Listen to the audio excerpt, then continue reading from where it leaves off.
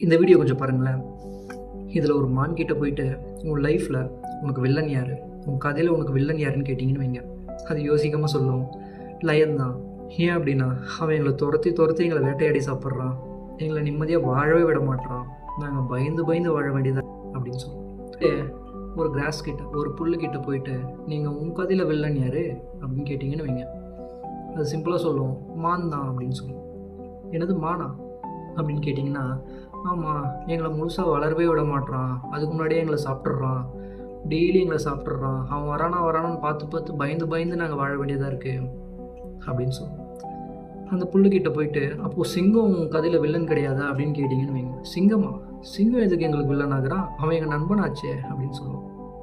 எது நண்பனா அப்படின்னு கேட்டிங்கன்னா, ஆமாம், எங்களை மான்கிட்ட இருந்து அவன் தானே பாதுகாக்கிறான், மான் எங்களை சாப்பிட வருது, அதுக்கு முன்னாடியே அவன் மானை சாப்பிட்டு எங்களை பாதுகாக்கிறான்ல, அப்போது சிங்கம் என் நண்பன் தானே அப்படின்னு சொல்லுவோம். இதில் வந்து நம்ம என்ன புரிஞ்சுக்கணும் அப்படின்னா, எல்லார் கதையிலும் நம்ம ஹீரோவாக இருக்கவே முடியாது. யாராவது ஒருத்தர் கதையிலே நம்ம கண்டிப்பாக வில்லனாக தான் இருப்போம். நம்ம எந்த தப்பும் செய்யலைன்னாலும், நம்ம எந்த வில்லத்தனத்தையும் அவங்க லைஃப்பில் செய்யலைன்னாலும்.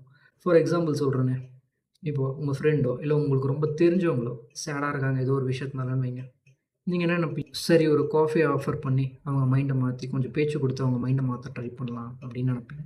ஆனால் அந்த டைமில் அவங்க ஆல்ரெடி இருக்கிற ஸ்ட்ரெஸ் டிப்ரெஷனால் நீங்கள் காஃபி ஆஃபர் பண்ணதே அவங்க தப்பாக தான் நினைப்பாங்க. இந்த காஃபியை கூட எனக்கு வாங்கிக்க தெரியாதா, இவன் என்னமோ பெரிய இது மாதிரி வாங்கி கொடுக்குறான் அப்படின்னு நினைப்பாங்க. இதில் உங்கள் இன்டென்ஷன் பியூர் தான், நீங்கள் அவங்கள சமாதானப்படுத்த நினைக்கிறீங்க, ஆனால் அவங்க ஆல்ரெடி இருக்கிற ஸ்ட்ரெஸ் டிப்ரெஷனால் உங்களையும் தப்பாக தான் நினைப்பாங்க. நம்ம என்ன தான் நல்லது பண்ணாலும் மற்றவங்க அவங்க சுச்சுவேஷனை வச்சு தான் நம்மளை ஜட்ஜ் பண்ண போகிறாங்க.